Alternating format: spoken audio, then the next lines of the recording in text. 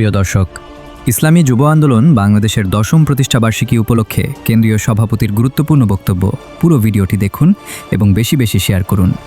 দেখা হবে রাজপথে, কথা হবে স্লোগানে। আসসালামু আলাইকুম রহমতুল্লাহ। ইসলামী যুব আন্দোলন বাংলাদেশের তৃণমূল পর্যায়ের সংগ্রামী নেতৃবৃন্দ, প্রিয় যুব সমাজ এবং রাজনীতি সচেতন মেধাবী যুবক ভাই বন্ধুগণ, সকলকে ইসলামী যুব আন্দোলন বাংলাদেশের 10ম প্রতিষ্ঠা বার্ষিকীর আন্তরিক শুভেচ্ছা এবং বিপ্লবী অভিনন্দন জানাই। প্রিয় ভাইরা, আপনারা জানেন ইসলামী যুব আন্দোলন বাংলাদেশ আজ থেকে 1 দশক আগে জাতির এক চরম ক্রান্তি লগ্নে এর ইসলামের সুমহান আদর্শ উজ্জীবিত করার জন্য এবং একটি ন্যায়ভিত্তিক সমাজ বিনির্মাণের জন্য যাত্রা শুরু করেছিল। আলহামদুলিল্লাহ, আজ আমরা গৌরবের 10টি বছর অতিক্রম করতে সক্ষম হয়েছি। আপনারা জানেন একটি দেশের মেরুদণ্ড হলো যুব সমাজ, কিন্তু স্বাধীনতার পর থেকে বাংলাদেশের ক্ষমতায় যারা গিয়েছেন, সরকার পরিচালনা করেছেন, কেউই আমাদের যুব সমাজকে সম্পদে পরিণত করতে পারেনি। পক্ষান্তরে তারা যুব সমাজকে ক্ষমতার সিঁড়ি হিসেবে ব্যবহার করেছে। আমরা দেখেছি গত 17 বছর স্বৈরাচারীর শাসনের সময় আমাদের যুব সমাজ সব থেকে বেশি নিগৃহীত, বঞ্চিত এবং সুবিধা বঞ্চিত ছিল।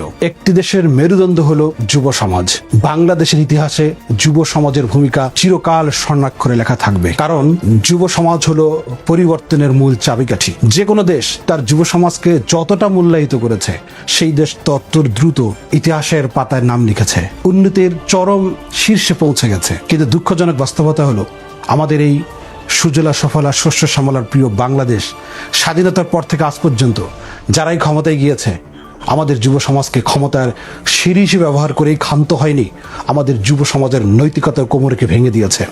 আমাদের যুব সমাজের হাতে তুলে দিয়েছে মরণাস্ত্র এবং মাদক, যার ফলে আমাদের যুব সমাজ মাথা উঁচু করে দাঁড়ানোর শক্তি সাহস আজ যেন হারিয়ে ফেলেছে। আমরা গত 17 বছর স্বৈরাচারের সময় দেখেছি, যখন বাংলাদেশের মানুষের বাক স্বাধীনতা ছিল না, বাংলাদেশের মানুষের অধিকার ছিল না, সেই সময় এই যুব সমাজ রাজপথে নেমেছে, আন্দোলন করেছে, সংগ্রাম করেছে। আমরা নতুন একটি বাস্তবতার মুখোমুখি হয়েছি। আজ নতুন বাংলাদেশ দেশবাসী পেয়েছে। স্বৈরাচার পতনের পর এই নতুন বাংলাদেশে আজ আমাদের দায়িত্ব কয়েক গুণ বেড়ে গেছে। নতুন করে ফ্যাসিবাদ যেন আবার মাথা চাড়া দিতে না পারে, নতুন করে কোনো অপশক্তি যেন আবার বাংলাদেশকে ষড়যন্ত্র করতে না পারে, সেজন্য আমাদের প্রিয় যুব সমাজকে ঐক্যবদ্ধ থাকতে হবে। দেশপ্রেমের চেতনায়, ইসলামের নৈতিকতার আলোকে আমাদেরকে ঐক্যবদ্ধ ভূমিকা গ্রহণ করতে হবে।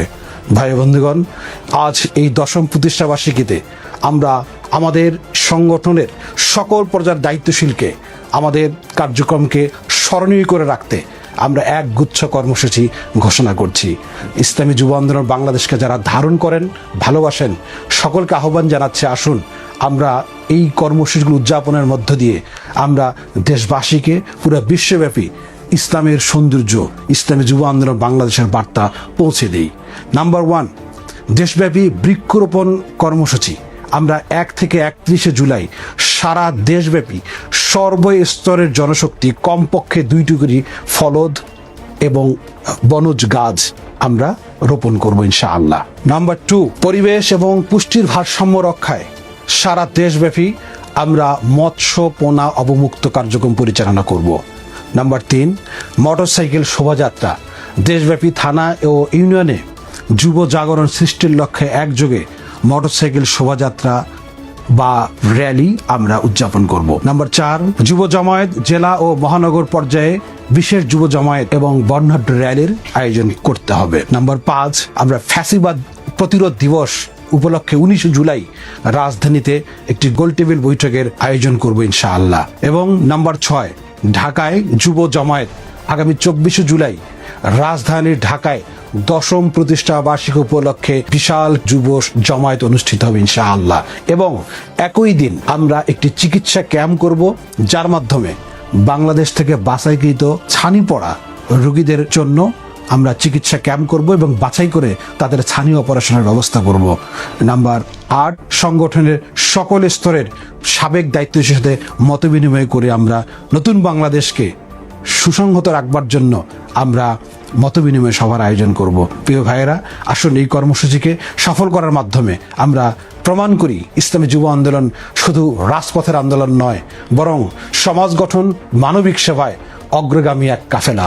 সুতরাং আমরা দেশবাসীকে জানিয়ে দিতে চাই, ইসলামী যুব আন্দোলন বাংলাদেশের এই আদর্শিক পথ চলায় শুধু বৈষয়িক কোনো প্রাপ্তি নয়, বরং আমাদের আদর্শিক পথ চলা, আমাদের পরিচ্ছন্ন কর্মসূচি রব্বুল আলামিনের কাছে যেন কবুল হয়, মকবুল থাকে, এই দোয়া প্রত্যাশা রেখে আজকের বক্তব্য এখানে শেষ করি। সকলকে ধন্যবাদ।